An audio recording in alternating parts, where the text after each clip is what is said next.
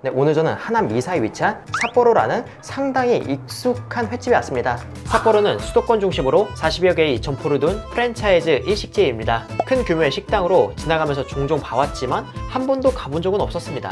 뭔가 비싸 보이기도 하고 비즈니스를 위한 식당 같기도 했고요. 그래서 회사랑이 직접 찾아가서 이곳의 음식이 어떤지 솔직하게 담아보았습니다. 그럼 영상을 통해 함께 보시죠.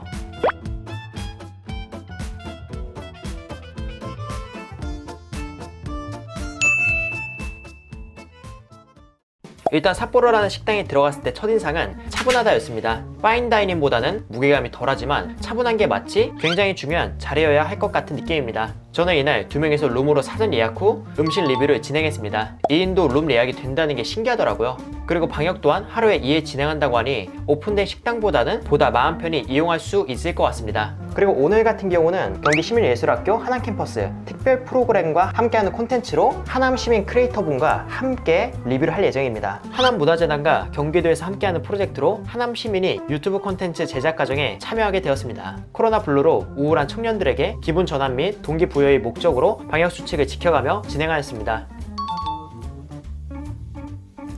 우선 제가 주문한 건 런치 회 정식 A 2인분을 주문했습니다. 1인 가격은 23,000원이에요. 일반 초밥집에서 조금은 비싼 구성으로 먹는 가격인데요. 과연 이곳의 음식은 값어치를 할지 바로 보도록 하겠습니다.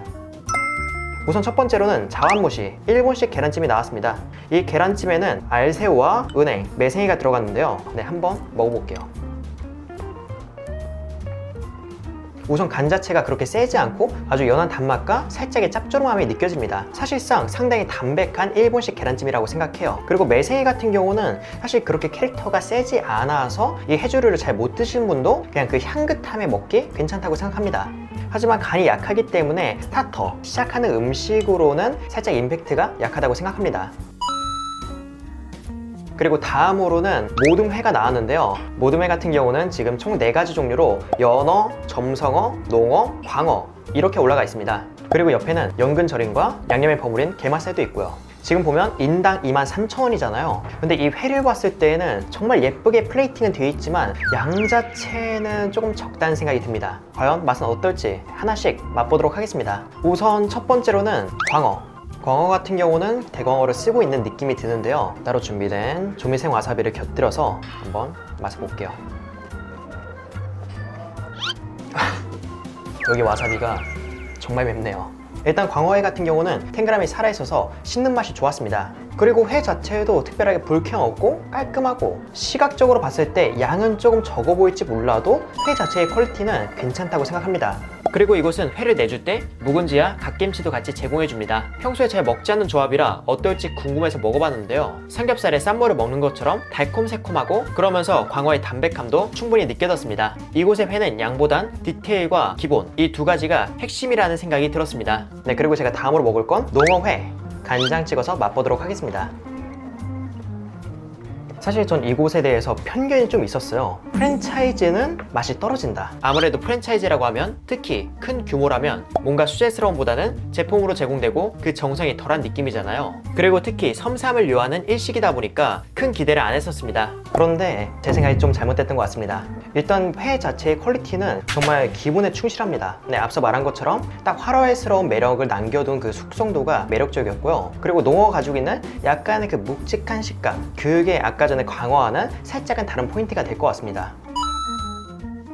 그리고 연어는 숙성을 해서 완전 무른 게 아닌 부드러우면서 아삭한 숙성된 연어 특유의 단단한 식감이었습니다. 끝에는 연어 특유의 냄새도 올라오고 기름짐도 느껴지고요. 점성어는 앞에 광어와 농어처럼 탱글한 식감과 담백함이 주로 느껴졌습니다. 이 또한 묵은지와 갓김치랑 즐겨도 좋겠다는 생각이 들었고요. 전체적으로 불쾌함 없이 깔끔한 숙성회를 먹는 느낌이었습니다. 그리고 제가 다음으로 먹을 건 조림, 열기 조림입니다. 일본식 간장 조림인데 열기라는 생선을 이용해서 만든 것 같습니다. 옆에는 꽈리고추도 들어가 있는데 맛이 어떨지 한번 먹어볼게요. 일본식 생선조림처럼 간장의 달큰한 맛이 상당히 강하게 올라옵니다. 그리고 살 자체는 얼린 생선 아니면 반건조한 생선처럼 살짝은 씹는 맛이 있었습니다. 꾸덕함과 부드러움의 그 중간 정도라고 해야 될까요? 그리고 끝에는 연하게 생강향도 올라오는 게 달큰한 맛이 강한 일본식 생선조림이다 라고 생각해 주시면 좋을 것 같습니다. 그리고 다음 음식이 나왔는데요. 근데 약간 뜻밖의 음식이 나왔습니다. 바로 불고기 전골. 저는 분명 회정식을 주문했는데 불고기까지 나오는 굉장히 특이하다고 생각하는데요. 한번 맛보도록 하겠습니다.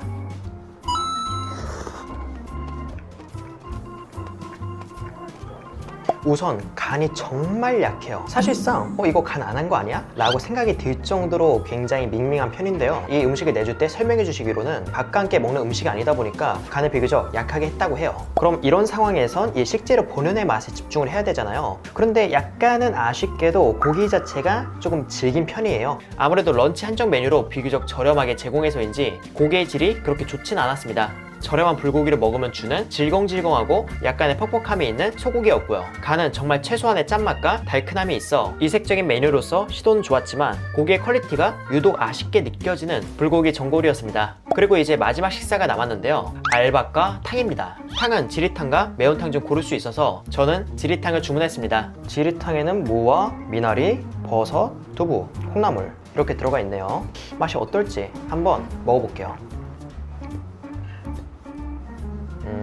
지리탕보다는 생선 맑은 탕에 가까운 느낌이에요. 한국식 지리탕은 생선으로 만든 공국처럼 조금은 진하고 그리고 후추의 알싸한 맛도 있잖아요. 그런데 이 지리탕은 콩나물의 시원한 맛과 무의 시원함 그리고 비교적 가벼운 질감의 일본식 생선 맑은 국을 먹는 느낌입니다. 더 정확히는 한국의 부엌국과 일본의 생선 맑은 국을 섞은 느낌으로 생선뼈에서 우러나오는 진한 맛은 없었습니다.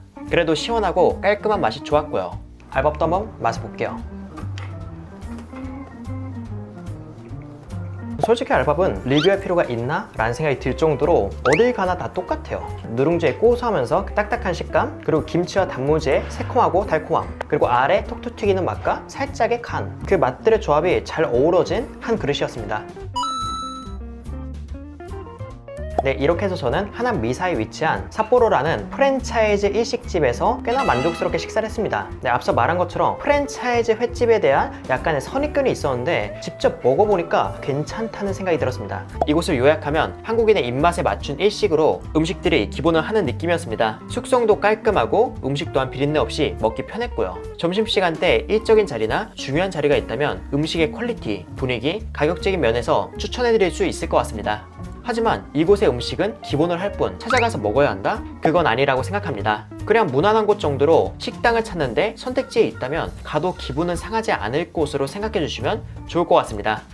어디까지나 런치 기준이고요. 그리고 회정식은 회라는 이름이 있지만 회가 메인이기보다는 주인공이 여럿인 영화처럼 회, 튀김, 조림, 불고기에 힘이 나눠져 가격 대비 회의 양과 종류가 다소 부실하다고 느낄 수도 있습니다. 이 점 참고해 주시기 부탁드립니다. 또한 지점이 많기에 퀄리티 차이가 있을지도 모릅니다. 다른 지점 이용할 때에는 블로그 리뷰를 확인해 보시는 것도 좋을 것 같습니다. 이렇게 해서 회사랑은 인사드리도록 하겠습니다. 그럼 여러분들 안녕. 이 생생한 라이브의 현장, 날것의 현장을 굉장히 좋아했었어요. 그래서 작년까지만 해도 공연도 많이 하고 여기저기 뭐 취재도 가고 그랬는데 코로나다 보니까 이제 생생한 현장을 잘 전달하지 못하게 돼서 아쉽긴 하지만 이런 식으로 이제 언택트로 여러분들 만나기도 하고 또 새로운 기회들도 많이 찾아올 것이다. 저도 앞으로 더 노력을 해서 이 하남에서도 계속 활동을 해나가고 대한민국을 위해 노력하겠습니다.